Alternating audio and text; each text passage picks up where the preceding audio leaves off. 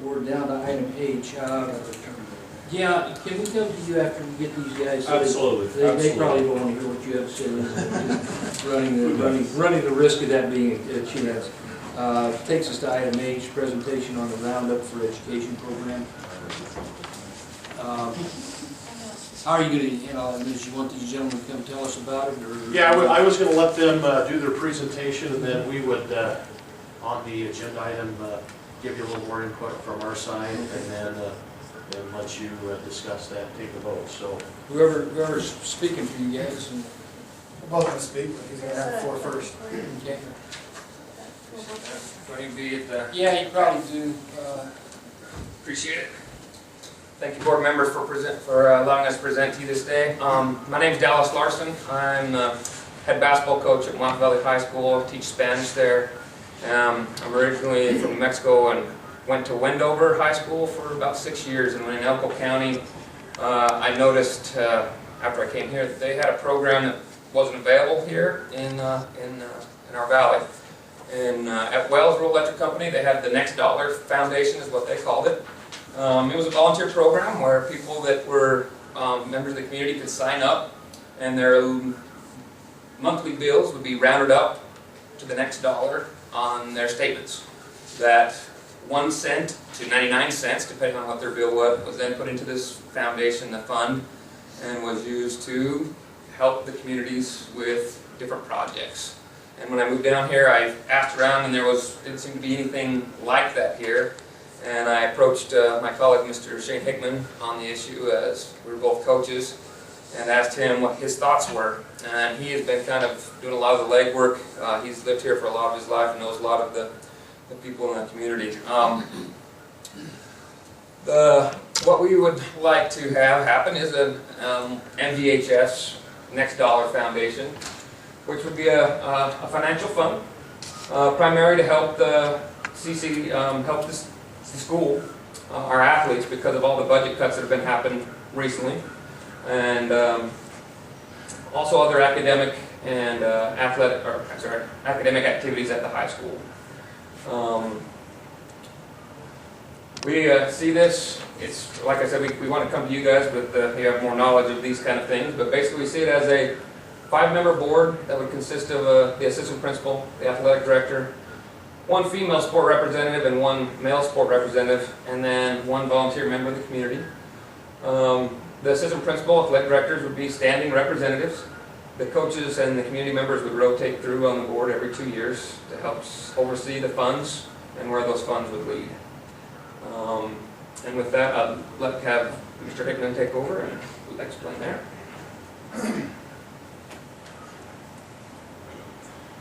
I'm Shane Hickman. I'm the head coach for wrestling and head coach for track and field.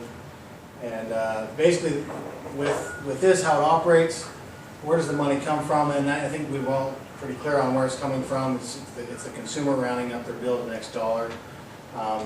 That's laid out in that packet that you have. We decided when we initially had this, we thought, initially when we were trying to find ways to fundraise and find some money, we were trying to find money for athletics. How are we going to get more money in our programs, because there's so many budget cuts? And as we put this together, we thought this would be the perfect thing for it. But as we moved down the road, we thought this isn't going to be something that can be just for athletics. We're going to have to make this a school-wide thing, and have it allow all the programs at school have access to it. Because there are such large cuts and budget cuts as far as athletics are concerned, we decided to split the fund 70% athletics and 30% academics activities. Athletics, it would be basically, each program would be on a 4-year rotation. Each sports team, there's 20 different sports teams at the high school, and they would be on a 4-year rotation. So you would have access to that account every 4 years, automatically. In other words, and this is basically to supplement our cost of uniforms. Okay, so depending on the percentage of athletes you would get every 4 years, the average number of athletes you would get on your program, plus the average cost of uniforms would be based on how much money you would have access to on that given year when it was your turn, when your program's turn. At any given time, we thought it would be beneficial that any program can approach the board for any additional expenditure whether it's for some sort of equipment cost or some field improvement type of thing, and it would be additional to your yearly rotation, and of course that would be up to the board approval depending on if the monies are available and depending on need. The academic activity side of things, there's a handful of programs at the school, such as forensics, that aren't considered athletics. We have all sorts of clubs at the school. Even cheerleading is not a sport; it's considered a club. Those types of programs would have access to the funds, their 30% portion on any given year, and they would just simply have to approach the board, give the paperwork on what they want to purchase, and it would be approved through the board. This is just kind of a sport rotation, just kind of a rough, something I threw together as far as the different sports that would be on a different rotation from year to year. And you would basically have to wait for your year to come up and to be able to access the automatic money that comes your way, your program's way to purchase uniforms. If that year comes and you don't need uniforms, because it happens. I mean, I don't need uniforms every 4 years. If you wanted to use that money for something separate, whether it's for other equipment costs, you would just simply have to make a proposal to the board and they would have to approve that. Okay, otherwise, if you don't need it and you're not going to use it, it stays in the account. It stays in the fund. It doesn't go into any other, so the money rolls over. Okay, the idea behind this is we want money to roll over from year to year. We don't want to drain the account, from year to year. The idea is to have, nest egg there for anybody to access. This is sort of the breakdown as to why we feel we need it and why athletics, why does NVHS need this foundation, and why athletics specifically. CCSD funds education right now currently at a rate of around $3,800 per student, per pupil. 70% of that money goes to teacher salaries, 11% administration salaries, 11% support staff salaries, operating supplies such as paper, staples, etc., and the 2% goes to athletics. That 2% is divided not equally now amongst all the 20 different programs we have at our school.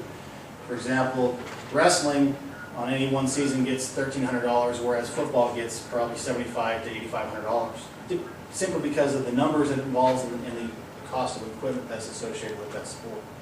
So there's not a whole lot of money there for me to tap into from year to year to supplement any type of loss of uniforms, the loss of equipment. So it's basically, we're struggling when it comes to the athletic program as far as being able to provide a decent situation for our athletes to have. Anything to add? That's been cut over the last couple of that budget you're talking about.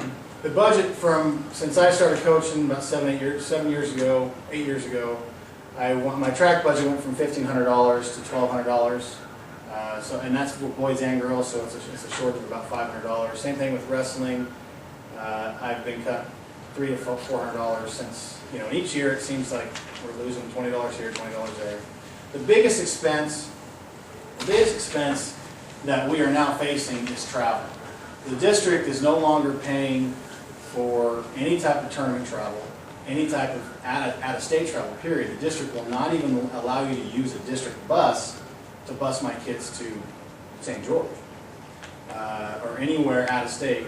And if I want to take my track teams or my wrestling kids to a tournament, I have to foot the bill for a bus, which can be anywhere up to upwards of $400 to $600 for one trip. And if I'm using a 2-day trip on a 2-day wrestling tournament, it doubles. And it's just not feasible. It's just becoming impossible for me to get my kids to these tournaments simply because I can't even afford to get them there. Anyway, that's kind of where we're at. I think we've established the need for the program, and that's kind of my idea behind the cost. It costs a lot of money.